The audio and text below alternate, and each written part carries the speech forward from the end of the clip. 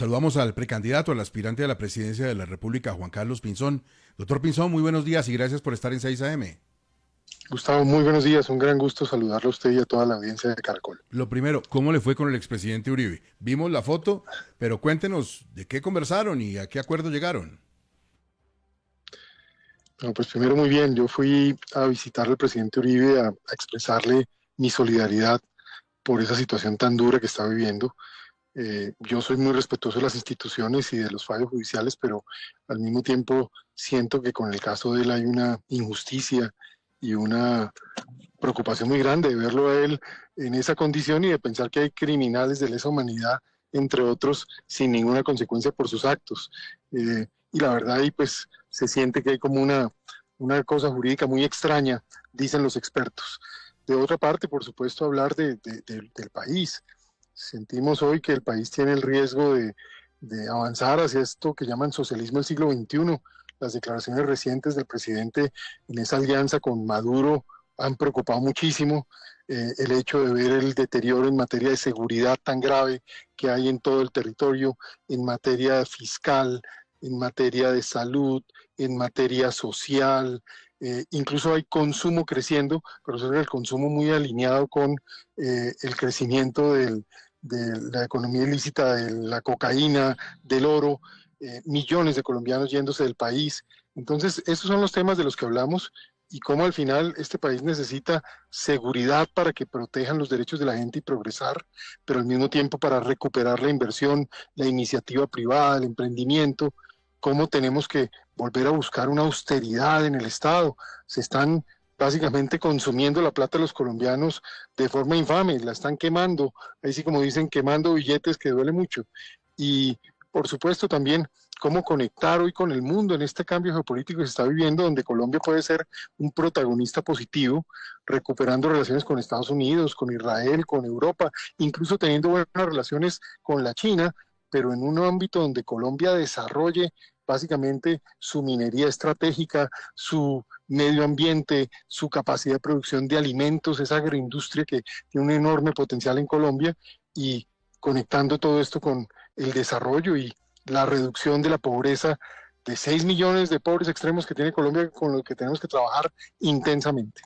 Pues está clarísimo que usted es un candidato presidencial de la oposición, pero le pregunto, si existiera la posibilidad, si se diera la condición, ¿a usted le gustaría ser candidato del Centro Democrático?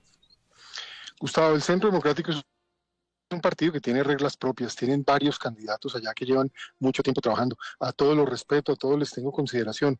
Yo lo que sí he venido diciendo es que estoy aquí en el país con la experiencia de haber manejado los temas de seguridad, tal vez que nadie más le ha tocado, con un conocimiento a fondo del territorio colombiano como pocas personas lo han tenido y con esta capacidad de conectar la relación con Estados Unidos y el desarrollo económico, así como la reducción de la pobreza y el tema de educación. Vengo de ser profesor en Princeton, entonces entiendo la importancia fundamental de la educación de alta calidad como el camino para salir adelante en la sociedad colombiana. Entonces, le menciono esto porque más allá de un partido o una organización particular, yo lo que tengo hoy es la disposición de estar aquí para servirle a Colombia, porque a propósito, si el país lo tiene a uno para que llegue a ser presidente, la verdad es que lo que tiene que entenderse es que el presidente es un servidor de la gente, es una persona que está administrando las capacidades nacionales para que la gente le vaya mejor, para que la gente mejore en sus condiciones. Pero hoy estamos viendo incluso que se han ido de Colombia, Gustavo, cerca de 1,5 millones de personas. Veía hoy unas cifras de la gente que está pidiendo asilo de ACNUR y cada año ha venido creciendo en más de 100.000 a 150.000 personas el número de colombianos que están pidiendo asilo en el exterior. Esto lo que refleja es que hay un deterioro, una desesperanza. Eso no puede ser y ahí es donde yo me siento comprometido a encontrar el canal y el camino para precisamente poder servir. Doctor Pinzón, a usted la familia de Miguel Uribe le ha dicho directamente que quiere que sea usted quien asuma estas banderas de Miguel. Mire, yo he podido hablar con la familia del doctor Miguel Uribe, donde a propósito me siento muy triste y muy adolorido con el magnicidio que ocurrió con Miguel. Lo que ocurrió con Miguel tiene que ser el símbolo del cambio en Colombia, porque eso nos regresó a esa Colombia de final de los 80s, donde asesinan a la gente por tener una opinión, por participar en la democracia. Eso es un tema absurdo y doloroso. Y yo a la familia la he acompañado porque los quiero mucho y aprecio mucho. A Miguel, su padre, es un hombre que está hoy sufriendo como nadie y hay que verlos como eso. A su señora María Claudia, por Dios, se queda con un hijito, con un niño que va a tener que cargar con este dolor. Y por supuesto a su hermana María Carolina, quien quiero mucho y con quien he trabajado de mucho tiempo. Pero he respetado muchísimo y voy a respetar muchísimo cualquier opinión, decisión, punto de vista que ellos tengan, porque la verdad es que eso es una familia que hoy tiene es un dolor y tal vez lo que yo sí puedo decir es, estoy con toda la disposición a llevar ese legado de Miguel Uribe como ese símbolo del mártir de la democracia y la libertad, porque el país tiene que salir adelante de esto y tenemos que ser capaces de avanzar en lo económico, en lo social, pero a partir de un país que tiene orden, que tiene seguridad y donde se respetan los derechos de las personas y quienes no respetan esos derechos tienen consecuencias ante la sociedad. A mí me dicen, Gustavo, que el doctor Pinzón ha estado reunido en el Hotel Portón con algunas personas que de pronto lo quieren acompañar en su asunto de seguridad y que han visto por ahí a Alfredo Rangel. Veo que tiene amigos porteros. ¿Usted? Sí, no, tengo amigos que me van contando cosas y me mencionaron al doctor Rangel y bueno, el Hotel Portón y tal, pero yo le quiero preguntar, doctor Pinzón, el Hotel Portón. Por otro asunto, ¿cómo está su relación con el expresidente Santos? Porque en el trino del expresidente Uribe, él da a entender que es una relación lejana. Bueno, yo hace 8 años no hablo con el doctor Santos. Todo el mundo sabe que trabajé muchos años con él. Siempre he sido una persona respetuosa, considerada, grata con esa oportunidad que tuve de trabajar con él y siempre apreciaré la oportunidad que me dio de servir a Colombia. Pero al mismo tiempo todo el mundo sabe también que tuve diferencias de fondo en la forma como se cerraron los acuerdos de La Habana en su momento. Me opuse a que se parara la lucha contra el narcotráfico porque consideraba que eso iba a evitar la paz en Colombia y a traer a Colombia un caos. Triste decirlo, pero esa es la realidad que estamos viviendo hoy y lamento que así haya sido. Pero también le digo, estamos en un punto en donde el país no tiene tiempo de mirar atrás. Vamos a tener que ver los retos que tenemos enfrente y ver cómo trabajamos hacia el futuro. El mundo está en medio del mayor cambio geopolítico de los últimos 100 años posiblemente, en el mayor cambio tecnológico a partir de la inteligencia artificial, la computación cuántica, todo este tema de datos y de semiconductores que se está viviendo, la transición energética que se está viviendo, la mayor demanda por alimentos de la historia. Hoy se va a requerir es un gobierno y una gente que tenga experiencia, que conozca el país, que conozca las regiones, pero que articule a partir de la seguridad y el orden un modelo económico que aproveche, potencie y explote la posibilidad de generar riqueza en Colombia como el modelo para reducir la pobreza, a eliminar la pobreza extrema para que no haya más gente pasando tales necesidades y al mismo tiempo generar una oportunidad de un país, de ser un país rico, de ser un país importante, que tal vez es la sensación que se ha perdido en estos años. Entonces, eso es lo que yo percibo hoy. Tenemos que mirar es para adelante, con optimismo, con decisión y con determinación. ¿Le preguntan mucho por el episodio del voto al plebiscito? Me preguntan mucho porque obviamente ahí sí que es cierto, lo importante que uno tiene en la vida es la trayectoria y las cosas que han pasado. Como yo conté muchas veces, esto es una historia, además, como dice, esto es un refrito, ¿no? Porque yo fui candidato en el 18 y ahí fue cuando todo esto se comentó y se dilucidó. Pero vuelvo al punto, ¿no? Más allá de que mi voto al final fue un no, porque recibí información de inteligencia que me dio dudas sobre lo que venía, porque me di cuenta que los acuerdos al final era beneficiando solamente, en este caso, a las FARC y no al país. Entonces yo tomé mi determinación. Pero eso ya no es importante en términos de lo que le dije al país. El país tiene que confrontar estos problemas y estas crisis tan graves en seguridad, salud, educación, finanzas públicas, relaciones internacionales, pensiones, energía. Se viene un apagón en enero del 2027, febrero del 2027, dicen algunos expertos. Si eso es cierto, imagínense lo que nos va a tocar manejar y la necesidad que vamos a tener que volver a crear un modelo de sostenibilidad energética, si se quiere, y de soberanía energética alimentaria para Colombia en una situación como la que está viviendo el mundo. Entonces son los verdaderos debates y retos en los que tenemos que disponernos, y en mi caso, pues para estas son las cosas para las que nos hemos preparado a lo largo de la vida, con experiencia, estudio, responsabilidades y una hoja de vida, digamos, que presentar en términos de esos asuntos. Presentable, no, impecable, doctor Pinzón. Yo quisiera, porque es que yo llevo aquí la lista con la libretica en la mano, que me quedara claro porque no me está quedando claro algo. Usted, pues, no entraría a la consulta del Centro Democrático, o eso no está claro, porque por lo que dice, pues, allá hay un partido que ya está muy consolidado, pero ¿estaría dispuesto a ir a la consulta de marzo, esa bipartidista grande?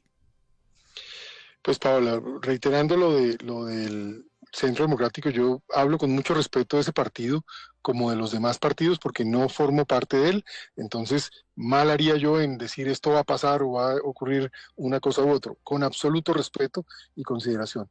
Pero no tengo duda que tiene que haber una gran consulta en marzo que recoja una gran coalición democrática donde estén representados todos los sectores que quieren una Colombia democrática, institucional, que trabaje con una visión tecnocrática, que trabaje por el progreso económico y social de las grandes mayorías de Colombia y que ofrezca seguridad. Y en ese marco tiene que haber una consulta que al final defina un candidato fuerte que ojalá gane en primera vuelta y realmente tenga un mandato para acelerar en marco de una coalición la posibilidad de realmente gobernar de una manera eficaz y de una manera contundente desde el primer momento. Pues como se los va a encontrar en ese escenario, le pregunto, ¿qué opina de Abelardo de la Espriella? Pues lo respeto, conozco al doctor Abelardo y ha sido un abogado muy importante, es lo que conozco de su trayectoria, no conozco más ejecutorias. ¿Qué opina de Vicky Dávila? La respeto muchísimo y la aprecio muchísimo y me parece una persona supremamente valiente.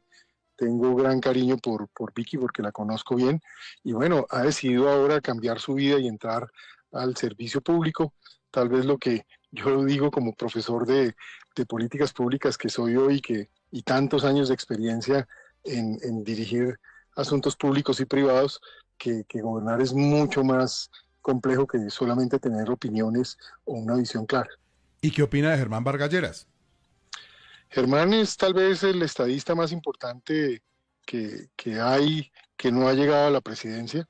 Es un hombre de un talante y un carácter muy importante, un conocedor del Estado a fondo, y confío que sus retos de salud lo pongan al servicio del país cuanto antes, porque es un hombre demasiado valioso para Colombia. Le voy a plantear una última inquietud, doctor Pinzón, agradeciendo su generoso tiempo con 6 AM. Como usted aspira a ser presidente, como usted es un candidato de la oposición, como usted no está de acuerdo cómo se están manejando las cosas en este país, descríbame al presidente Gustavo Petro.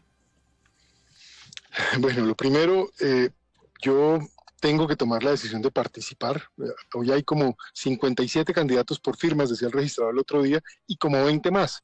Es decir, eso hay como 70 y pico candidatos. Yo creo que el país no necesita más candidatos, sino necesita realmente pensar en quién puede ser el presidente de Colombia, que recupere la esperanza, el orden y le ponga norte y dirección al país, de modo que el país progrese y la gente se sienta avanzando en todos los sectores.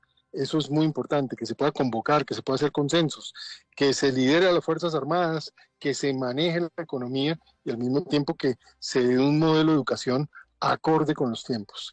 Pero dicho eso, mire, el presidente Petro es el presidente de Colombia y así uno tenga enormes diferencias, todas las diferencias posibles, hay que respetar, por respetar a las instituciones, al presidente.